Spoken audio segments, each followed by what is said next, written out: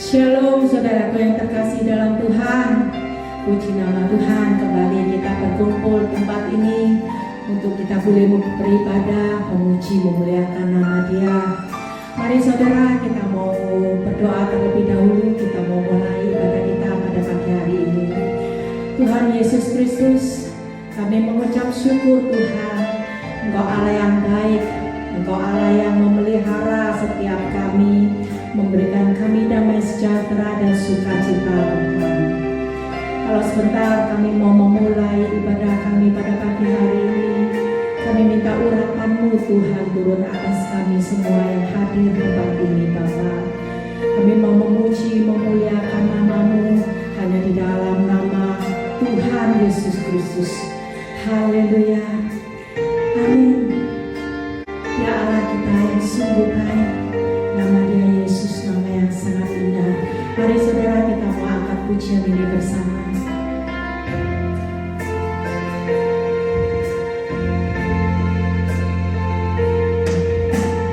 Yesus, Kau sungguh baik. Yesus, nama-Mu indah. Yesus, ku cinta Kau selalu, ku tinggikan, ku agungkan selamanya. Katakan Yesus, Yesus, Kau sungguh baik. Yesus, nama-Mu indah. Yesus, ku cinta Kau selalu, ku tinggikan, ku agungkan selamanya. Memuji-Mu, ku selalu puji-Mu, ku mau menyembah-Mu, ku selalu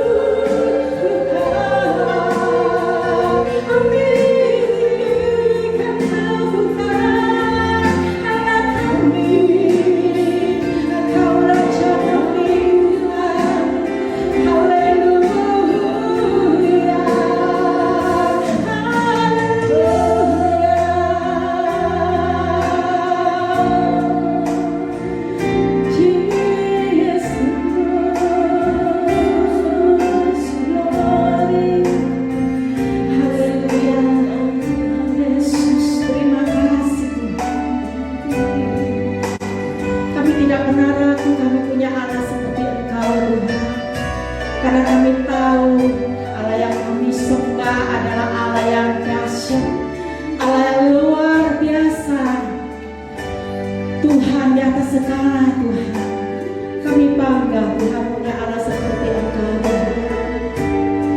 Hanya satu yang kami bisa balas kepadamu Tuhan, memuji-Mu, meninggikan nama-Mu, menjadi saksi-Mu Tuhan di antara banyak bangsa Tuhan. Kami boleh menjadi berkat Tuhan bagi banyak jiwa Tuhan. Terima kasih Bapa.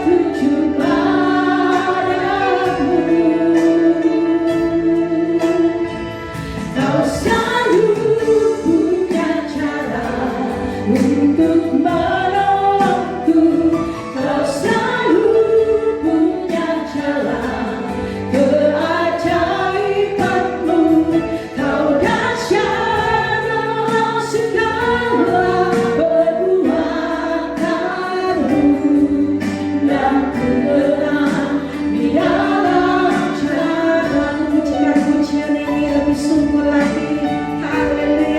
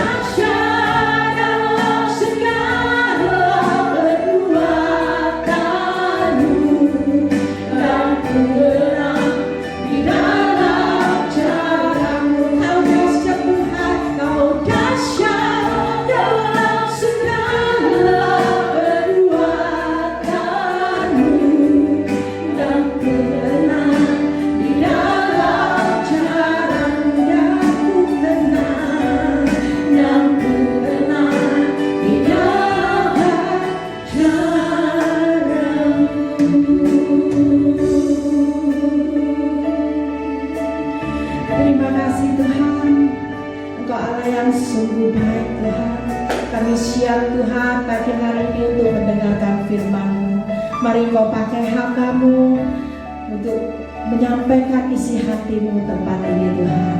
Berfirman-Lah ya Bapa, kami siap untuk mendengar. Haleluya. Amin.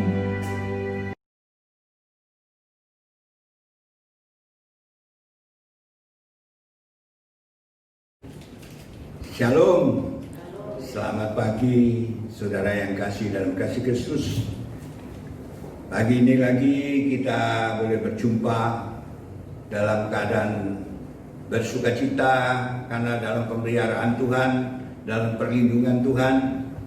Ya, kita bersyukur Tuhan mengasihi kita semua sehingga kita semuanya sehat. Saya percaya di dalam hari-hari yang belakang ini kita banyak tantangan, banyak kesulitan, banyak kesusahan. Tetapi saudara-saudara, Tuhan menganjurkan kepada kita sesuatu hal. Sebelum saya sampaikan firman Tuhan, saya akan berdoa bersama-sama saudara. Bapa Surgawi, Bapa yang kupanggil dalam nama Tuhan Yesus Kristus. Pagi ini kami mengucap syukur terima kasih buat kesempatan yang indah kami alami dalam kehidupan kami. Kami boleh bernapas lagi, kami boleh sehat lagi, kami boleh kuat oleh karena pemeliharaan Tuhan. Kami mau dengar kebenaran firman-Mu. Tuhan, urapi kami semua yang mendengar, bahkan hamba-Mu yang akan menyampaikan kebenaran firman-Mu, Engkau urapi dengan kuat kuasa Roh Kudus. Dalam nama Tuhan Yesus Kristus kami berdoa. Haleluya. Amin. Puji nama Tuhan. Saudara yang kasih, kalau kesempatan pagi hari ini saya berikan tema firman Tuhan, taat dan harus percaya. Ya. Taati apa perintah Tuhan, tapi harus percaya. Apa yang dikatakannya itu akan mengakibatkan satu kuasa mujizat yang dahsyat. Ya. Jadi bukan hanya taat, hanya ikut-ikut saja, tapi harus percaya apa yang Tuhan perintahkan kita taati dan kita yakini akan terjadi sesuatu mujizat. Firman Tuhan saya ambil di dalam satu ayat di dalam Yohanes pasal 2. Ya. Yohanes pasal 2 di sini dikatakan di dalam ayat 2, ya. Dalam ayat 2 saya bacakan sampai ayat yang ke-5 saja.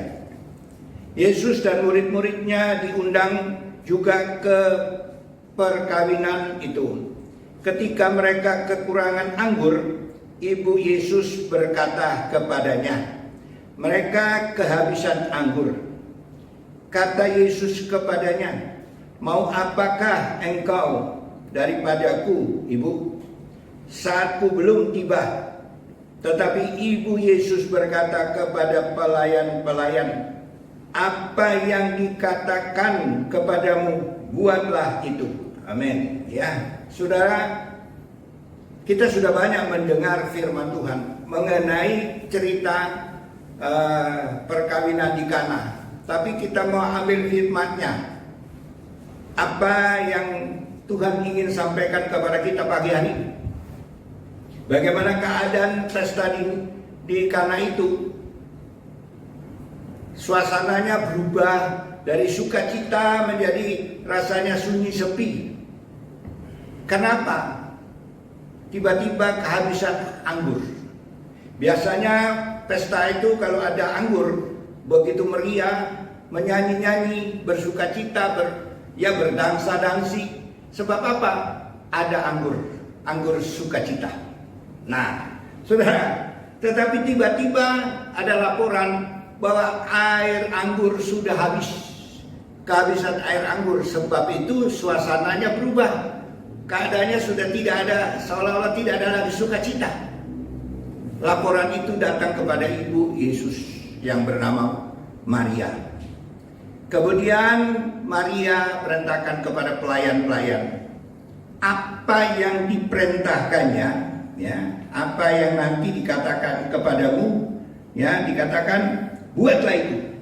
Jadi apa nanti Yesus katakan sesuatu kepadamu, laksanakan. Jangan ragu-ragu, percaya. Nah, saudara-saudara, kemudian Yesus berkata, waktunya belum tiba. Berarti belum waktunya. dinyatakan kuasanya, mujizatnya. Tunggu, ya saudara-saudara. Karena ada laporan Maria berkata itu air anggur sudah habis. Yesus berkata, tunggu, waktunya belum tiba. Ya, arti kata jangan tergesa-gesa. Waktunya ya, akan tiba. Kemudian Maria berkata kepada pelayan-pelayan, laksanakan ya apa yang diperintahkannya. Wah, yang diperintahkannya itu bagaimana? Laksanakan saja.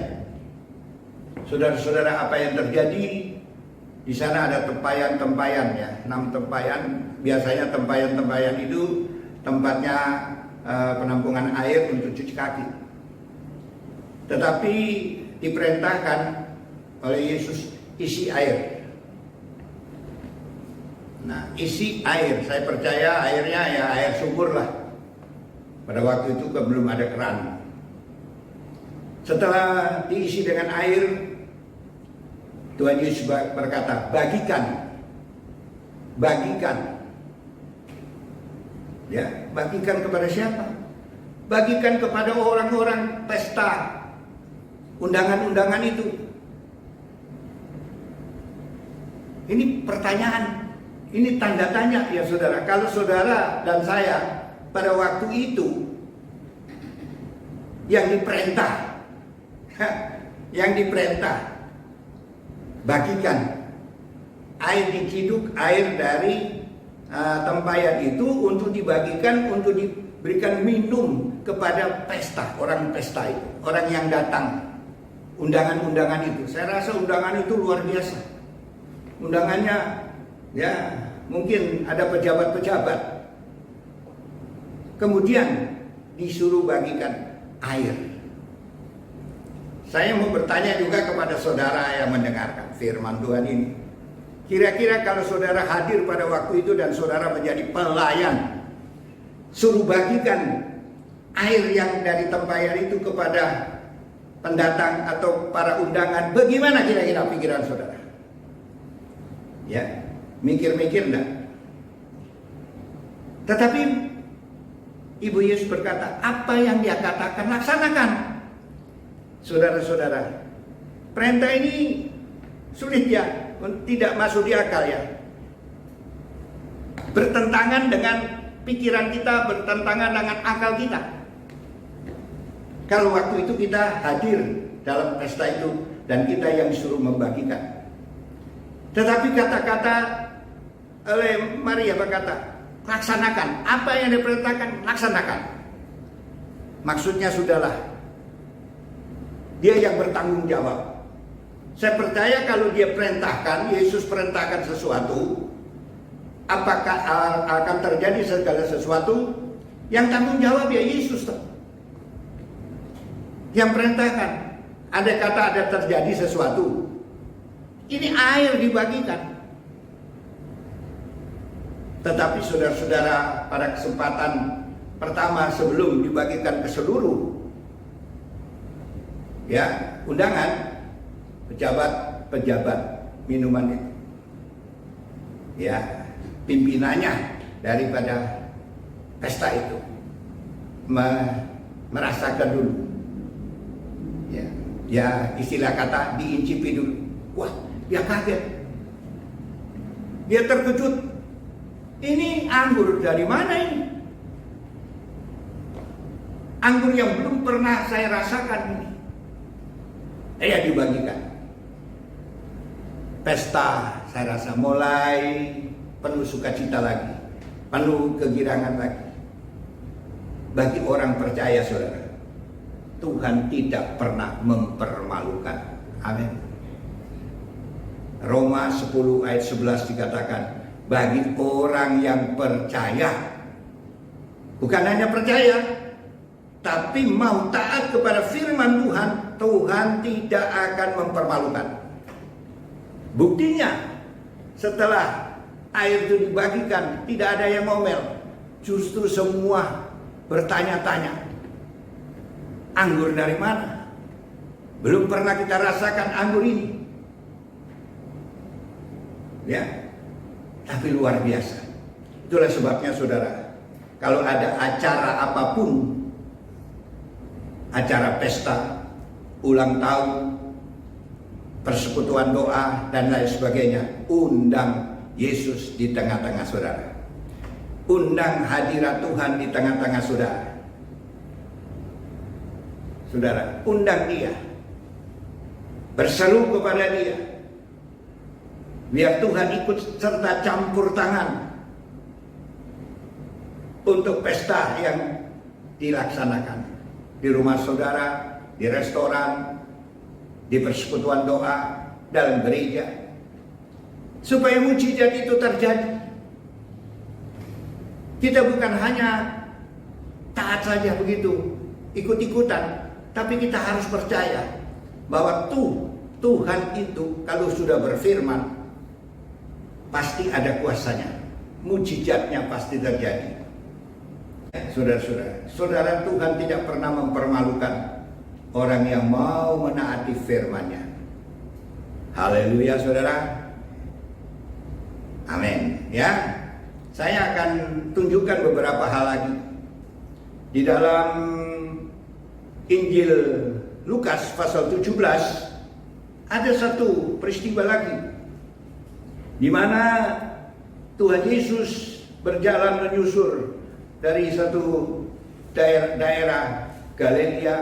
Nah, saudara-saudara, kemudian dia masuk ke dalam suatu desa.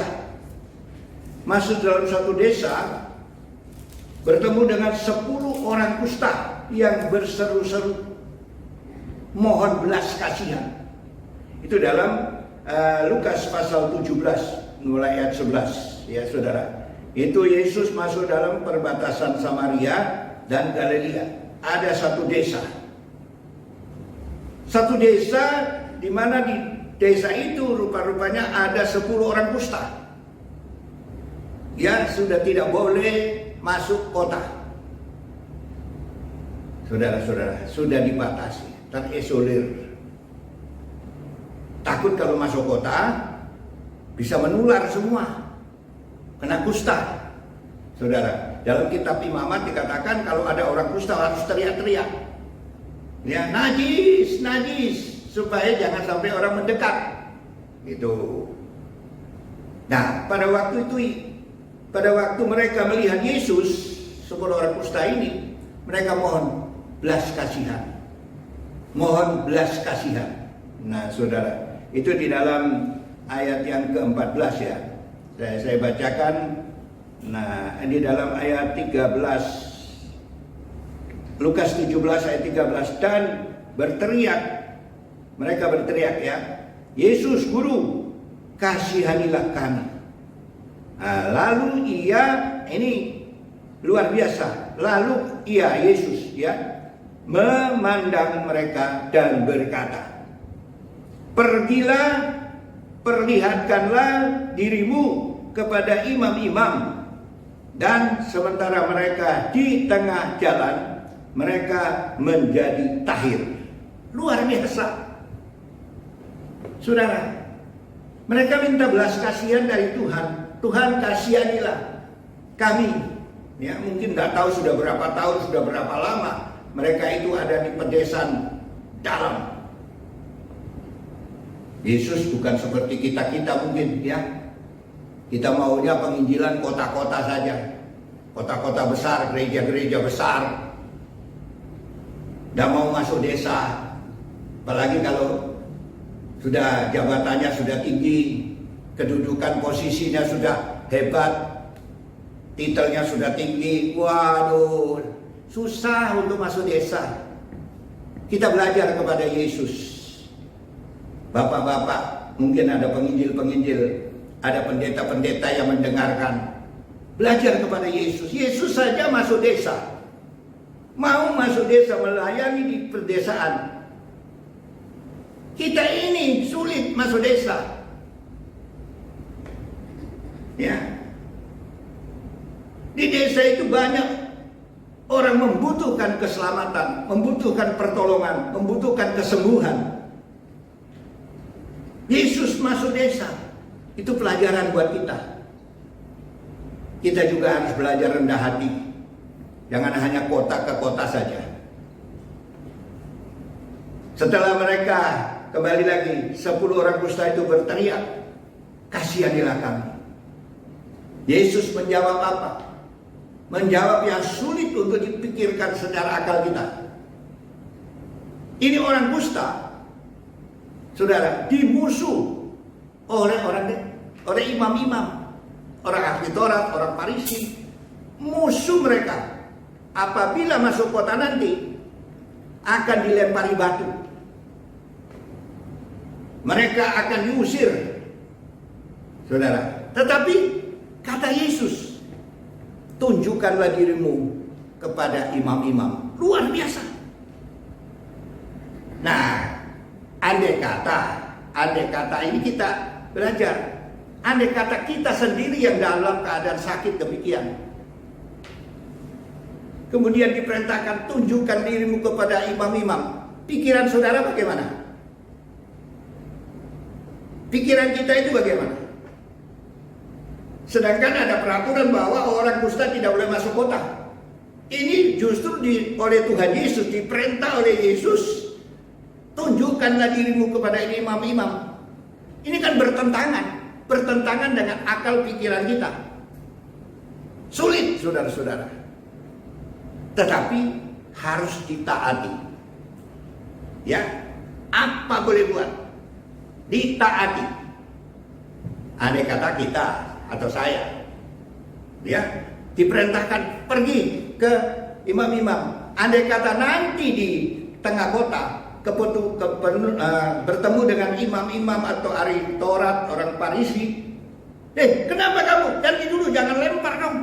Saya kan disuruh oleh Tuhan Yesus. Saya disuruh oleh Yesus. Nah, Yesus bertanggung jawab. Haleluya, saudara. Yesus itu kalau memerintahkan seseorang dan kita taati, Yesus bertanggung jawab. Yesus tidak akan mempermalukan. Saudara percaya bahwa Yesus tidak pernah mempermalukan saudara? Taati perintah Yesus. Yesus ada di belakang saudara. Firman-Nya tidak pernah gagal. Setelah mereka bertindak, orang kusta ini bertindak beberapa langkah, belum sampai ke kota. Di tengah jalan, semuanya sembuh. Luar biasa. Tindakan itu adalah ketaatan. Mereka berarti tidak ngomel, tidak berkata begini, bagaimana Tuhan Yesus nanti kalau sampai di sana aku dilempari batu, aku dicaci maki, aku diusir. Mereka tidak bicara macam-macam. Mereka hanya berkata, ya sudah, kami taati. Mereka melangkah. Setelah mereka melangkah di tengah jalanan, baru beberapa meter mungkin, ya, langsung sembuh. Wah, luar biasa, saudara. Sebab itu, saudara, pagi hari ini, kalau kita baca firman Tuhan, bukan hanya sekedar untuk membaca. Banyak orang tidak mau menaati. Banyak orang selalu melawan kebenaran firman Tuhan, selalu menentang kepada firman Tuhan. Ya, kalau diperintahkan seolah menimbang-nimbang. Pikir-pikir dulu ya. Nah, pikir-pikir dulu sampai nggak jadi. Nggak jadi berangkat. Itulah sebabnya kegagalan-kegagalan yang dialami orang-orang Kristen. Kenapa? Mereka tidak percaya akan kemampuan kuasa Tuhan. Saudara masih percaya Tuhan Yesus mampu untuk menolong? Kira-kira bagaimana? Masih percaya nggak dalam situasi dunia yang begini ini bahwa Tuhan Yesus masih mampu memberi kesembuhan? Ini orang kusta. Ada kusta basah, ada kusta kering. Ya. Kalau kena kusta itu kadang-kadang jari itu mulai lepas. Jari-jari tangan, jari-jari kaki mulai lepas. Dan berbau busuk. Bagi orang percaya, bagi orang yang taat taat firman Tuhan, disembuhkan. Sekarang saudara-saudara, banyak penyakit-penyakit macam-macam.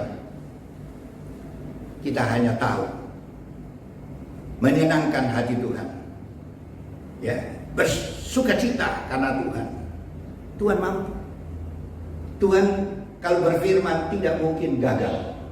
Apa yang Dia katakan itu pasti akan terjadi mujizat. Saudara masih percaya mujizat? Masih percaya akan kuasa Yesus? Saudara-saudara, walaupun kita ini sudah lama tidak beribadah bersama-sama, tapi Pak, gunakanlah waktu untuk berdoa, untuk mencari hadirat Tuhan, untuk bersekutu dengan Tuhan, memohonkan belas kasihan. Apa? Kalau orang kusta tadi minta belas kasihan disembuhkan, saudara minta belas kasihan apa? Kita minta belas kasihan apa? Ekonomi kita goncang, keuangan kita goncang, pekerjaan kita, saudara-saudara, tidak menentu, jatuh bangun, penghasilan kita Senin Kemis. Untung kalau masih diberikan kesehatan oleh Tuhan. Sebab itu hubungi Tuhan, mohon belas kasihan Tuhan. Tuhan itu suka memberi belas kasihan. Tuhan itu suka berbelas kasihan. Amin. Kalau saudara baca satu ayat di Roma 9 ayat 15 sampai 16, di situ ada kata-kata, aku akan berbelas kasihan. Artinya Tuhan berbelas kasihan kepada siapa yang aku akan berbelas kasihan. Aku akan bermurah hati kepada siapa yang aku mau bermurah hati. Dan itu bukan tergantung kepada kehendak manusia atau kehendak orang, tapi tergantung kepada kemurahan hati Tuhan. Kalau Tuhan sudah bermurah hati, manusia katakan tidak bisa sembuh, Tuhan berkata, ya, belas kasihan Tuhan turun, kemurahan Tuhan turun, jadi sembuh. Amin, saudara. Rasanya sunyi sepi, tidak ada sukacita lagi kita. Jangan kita dikuasai oleh COVID-19 ini. Kita dikuasai oleh Tuhan, dikuasai oleh janji-janji Tuhan. Sebab itu percaya, ya, sulit untuk masuk akal. Jangan pakai akal, saudara-saudara. Kuasa Tuhan itu tidak seolah-olah tidak masuk akal. 1 Korintus 2 ayat 5 dikatakan apa? Kata Rasul Paulus dalam 1 Korintus 2 ayat 5. Supaya iman kamu jangan bersandar kepada pengertianmu sendiri. Artinya, jangan bersandar kepada akalmu, iman itu, tapi kepada kuasa Allah. Allah itu dahsyat. Allah itu maha dahsyat, maha kuasa. Dia berfirman, terjadi segala sesuatu. Saudara percaya? Saya bawakan lagi saudara di dalam Yosua pasal 6. Ya, Yosua pasal 6. Nanti saudara baca di dalam ayat 20. Saya tidak bacakan seluruhnya. Itu satu cerita, bukan cerita, satu peristiwa yang dahsyat, yang luar biasa. Kalau Yosua melihat ke benteng Yeriko, waduh, luar biasa. Tetapi pada waktu mereka melihat dengar bahwa orang Israel mau melewati mereka mulai gemetar. Dan Yosua, ya, suara Tuhan datang kepada Yosua. Ya saudara, seorang panglima perang, panglima tertinggi, luar biasa datang kepada Yosua. Yosua hanya berkata, musuhkah atau kawankah atau lawan? Akulah panglima perang. Wah, luar biasa. Kata Allah datang kepada Yosua. Sebab itu bagaimana untuk bisa merobohkan benteng yang begitu tebal? Pada waktu kami ke Israel, kami lihat itu lebarnya itu kurang lebih 14 meter. Itu lebarnya benteng itu, lebarnya tembok itu. Jadi kereta bisa ya hilir mudik di atas benteng itu. Itu kota loh, saudara. Dibangun dengan dahsyat yang luar biasa. Tapi kata Tuhan kepada Yosua, kelilingilah benteng itu. Ya, benteng itu akan roboh. Wah, ini masuk akal apa enggak? Sulit untuk dipikirkan secara akal. Hari pertama engkau kelilingi 1 kali. Hari kedua engkau kelilingi 1 kali. Hari ketiga 1 kali. Hari keempat 1 kali. Hari kelima 1 kali. Tetap 1 kali. Dengan tidak ada suara. Diam. Hari ke-6. Ya 1 kali. Hari ke-7 engkau kelilingi 7 kali. 7 kali tidak usah bersuara. Tidak ada yang bersuara. Arti kata jangan bersuara itu supaya jangan ada yang aduh aku lah capek, aku masa bisa sih ini, jangan ngomel. Jadi diam. Nanti sudah langkah yang ke-7 kali putar baru bersorak. Apa yang terjadi? Saudara-saudara, saudara baca Yosua 6 ayat 27. Mereka bersorak. Saudara-saudara, terjadilah satu kegetaran ya. Lalu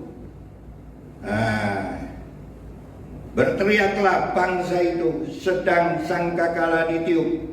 Segera sesudah bangsa itu mendengar bunyi sangkakala, bersoraklah mereka dengan sorak yang nyaring, maka runtuhlah tembok itu. Lalu mereka memanjat masuk ke dalam kota masing-masing. Nah, saudara-saudara, dengan ke depan dan merebut kota itu. Bersorak, saudara, roboh. Saudara-saudara, sulit ya untuk masuk akal. Mengelilingi kota itu. Kelihatannya cuma begitu cerita, tetapi jiwa kita, andai kata kita pada waktu itu, andai kata saudara dan saya yang suruh keliling pada waktu itu, kira-kira ngomel nggak kira-kira? Kira-kira, pertanyaan saya, ngomel nggak kita ini? Apa benar? Apa bisa? Apa Tuhan itu nggak bohong?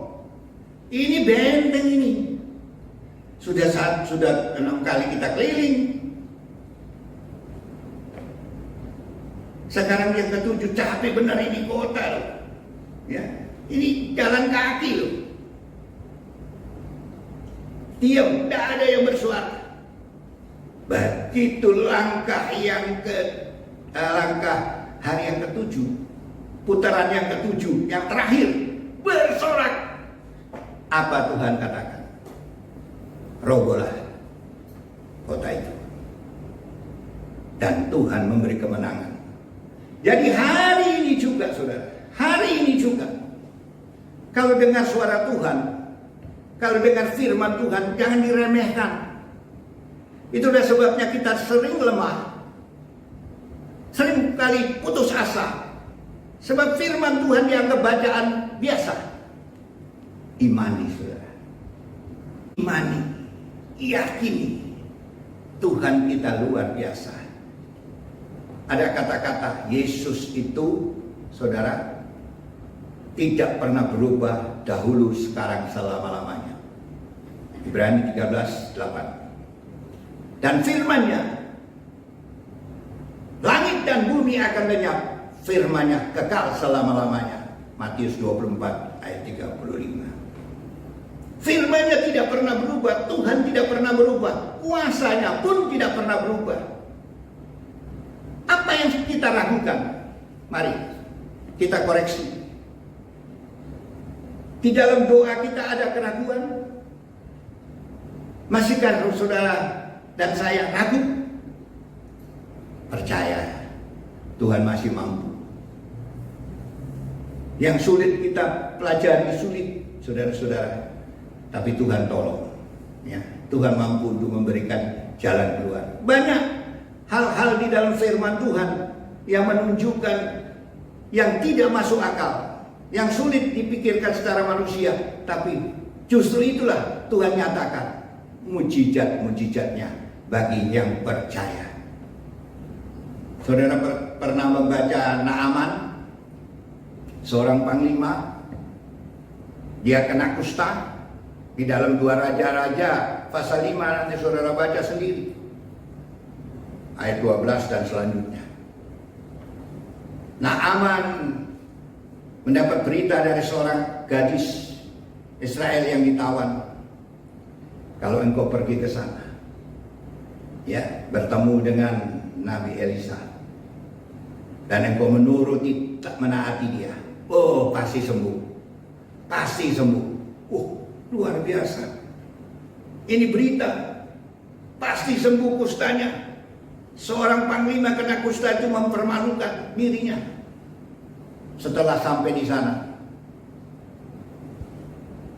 Elisa tidak menjumpai dia.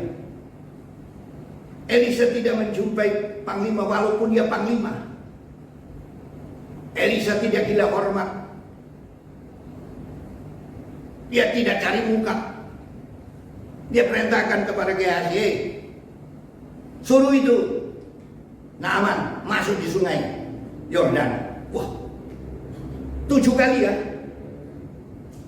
Saudara bayangkan, andai kata ini saudara sebagai Naaman, ya, saya ingin kita yang berpikir ini. Andai kata saudara seorang Naaman, panglima yang dihargai, dihormati, dijunjung tinggi oleh rakyat, kena kusta, sekarang disuruh masuk di sungai Yordan, airnya keruh, airnya kotor.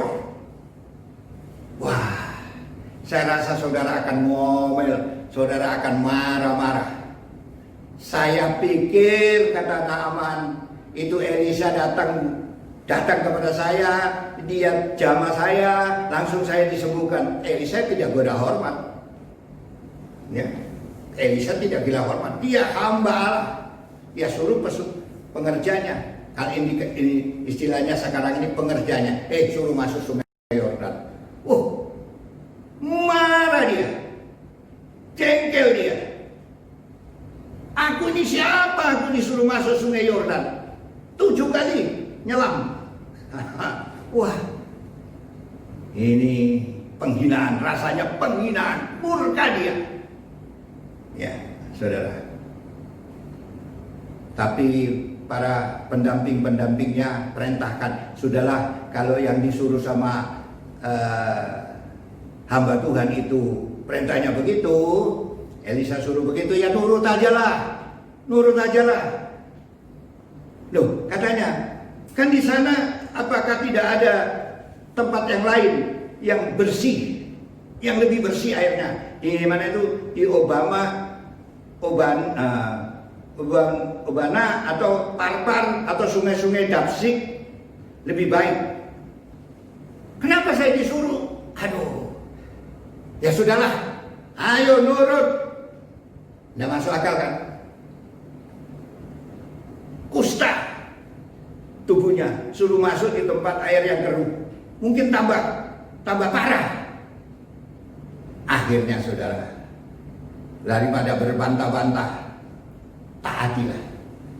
Dia masuk 1 kali, belum bisa sembuh, harus 7 kali, 2 kali muncul lagi, tidak sembuh, 3 kali, aduh, ya, tidak sembuh lagi, 4 kali tidak sembuh, 5 kali tidak sembuh, 6 kali belum sembuh, baru ke-7 kali mengalami kesembuhan. 1 kali dia masuk, marahnya hilang, ya, masuk kedua kali, murkanya hilang. Ketiga kali keluar, gengsinya hilang. Ya saudara, masuk keempat kali, wibawanya hilang. Dan selanjutnya kustanya hilang. Turun. Kita hamba-hamba Tuhan juga mau dipakai oleh Tuhan menjadi alat Tuhan. Tuhan itu mau mendampingi kita. Tuhan akan menyatakan kuasanya. Hari ini, apakah yang menjadi kesulitan saudara? Apakah yang menjadi kesulitan saudara dan saya? Tentunya kita ada kesulitan masing-masing. Cuma saudara masih percaya enggak Tuhan masih mampu untuk menolong, memberikan jalan keluar dari segala kesulitan? Jangan ukur dengan dengan pikiran kita.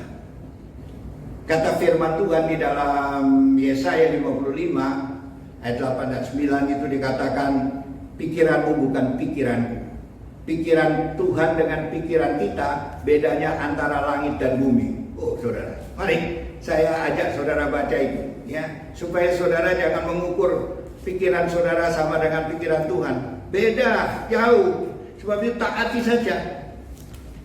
Ya, Yesaya 55. Ya, kita lihat di situ ya. Dikatakan di dalam ayat 9. Nah, saudara, dikatakan di sini, seperti tingginya langit dan bumi, demikianlah tingginya jalanku dari jalanmu, dan rancanganku daripada rancanganmu. Sebab seperti hujan dan salju turun dari langit dan tidak kembali ke situ, melainkan mengairi bumi, membuatnya subur dan menumbuhkan tumbuh-tumbuhan, memberikan benih kepada penabur dan roti kepada orang yang mau makan. Saudara-saudara, jalanku dengan jalanmu berbeda. Ya saudara, di dalam ayat 8, sebab rancanganku bukanlah rancanganmu, dan jalanmu bukanlah jalanku. Demikianlah firman Tuhan. Beda. Jangan dipikir menurut ukuran pikiran kita. Sudahlah, laksanakan. Pasti pagi hari ini saudara pulang dengan sukacita. Pasti saudara dan saya pulang dengan pertolongan Tuhan. Tuhan tidak kecewakan. Tuhan tidak pernah kecewakan. Tuhan tidak pernah mempermalukan. Tuhan tidak membuat saudara ya sulit. Mari kita taati firman Tuhan. Amin. Saudara-saudara yang sakit, percayalah Tuhan masih menjadi tabib yang ajaib. Saudara dan saya yang mungkin kegoncang ekonomi, pasti Tuhan berikan jalan. Ada jalan yang sulit bagi kita, tapi bagi Tuhan tidak ada kesulitan untuk memberikan jalan keluar. Mari saudara-saudara, kita sama-sama bangkit berdiri, kita menyanyikan satu nyanyian. Ya saudara-saudara, bahwa Tuhan itu baik. Tuhan selalu baik bagi kita. Tuhan selalu memberikan sukacita kepada kita. Tuhan Yesus selalu memberikan damai kepada kita. Ya, ada satu nyanyian mungkin agak lama ya. Satu-satunya yang ku andalkan. Nah, bisa ya. Satu-satunya yang ku andalkan. Nah, mari mungkin dibantu ya.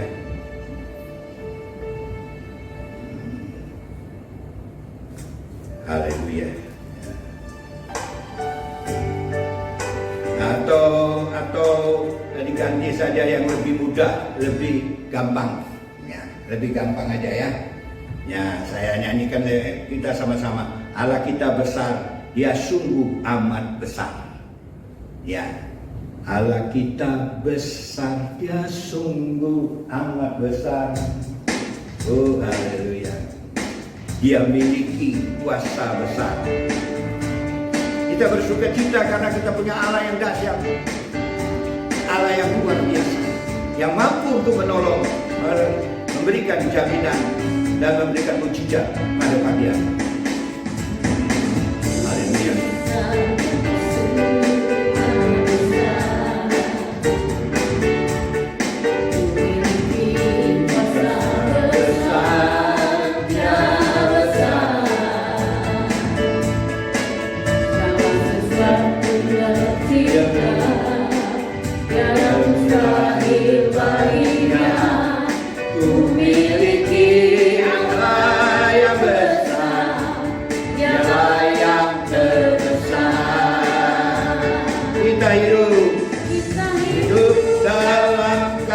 kasih-Nya yang besar.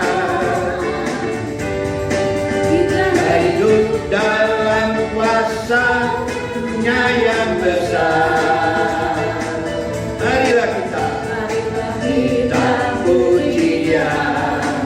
Marilah kita sembah Dia. Oh haleluya.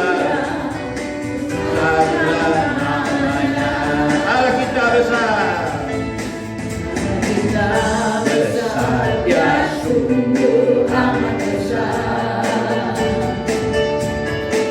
Yang memiliki kuasa besar, Dia besar. Segala sesuatu tercipta, tiada mustahil baginya. Ku miliki Allah yang besar, Allah yang terbesar.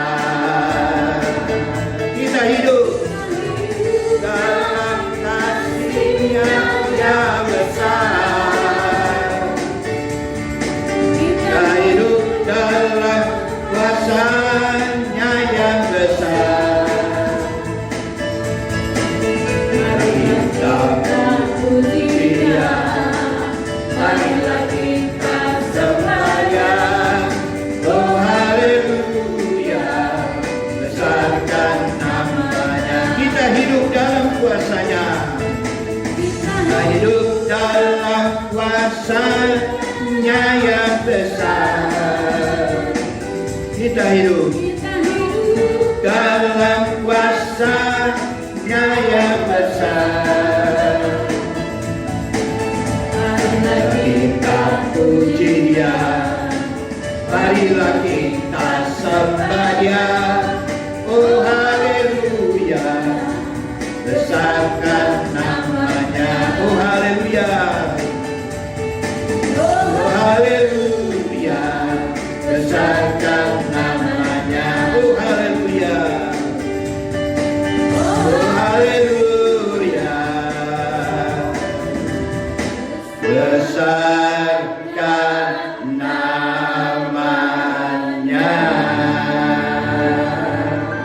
Terima kasih Tuhan Yesus, terima kasih Roh Kudus, terima kasih Allah Bapa yang telah memberikan rahasia-rahasia firman Tuhan untuk kami. Kadang-kadang kami sudah dengar banyak firman Tuhan. Kami pikir dan pikir sehingga kami tidak mau menaatinya. Sehingga kami seringkali mengalami kegagalan dan kekecewaan. Bukan salahnya Tuhan, karena kami kurang percaya. Tuhan, pada pagi hari ini Kau mengajar kami lewat firman-Mu untuk menaati, bukan hanya berpikir terus. Menaati dan percaya bahwa Tuhan tidak akan mempermalukan, Tuhan tidak akan mengecewakan. Tuhan akan berbuat sesuatu mujizat, Tuhan akan berbuat sesuatu perkara yang luar biasa untuk kami. Mari Tuhan, Engkau tahu apa yang menjadi pergumulan kami, apa yang menjadi permasalahan kami, apa yang menjadi peperangan iman yang sedang kami hadapi. Tolonglah kami Tuhan, jamah kami, bela kami, lepaskan kami dari kesulitan, kesusahan, masalah dan pergumulan yang sedang kami hadapi. Sehingga kami boleh bersukacita melihat pertolongan-Mu, jaminan-Mu pada pagi hari ini. Bagi saudara-saudara kami yang dalam keadaan sakit, Tuhan jamah, Tuhan berikan kesembuhan dan imani, bahwa mengimani akan kuasa Tuhan yang sanggup menyembuhkan, melepaskan dirinya hari ini dan selanjutnya. Terima kasih Tuhan, terima kasih. Dengarlah doa kami pagi hari ini dalam nama Tuhan Yesus Kristus. Haleluya. Amin.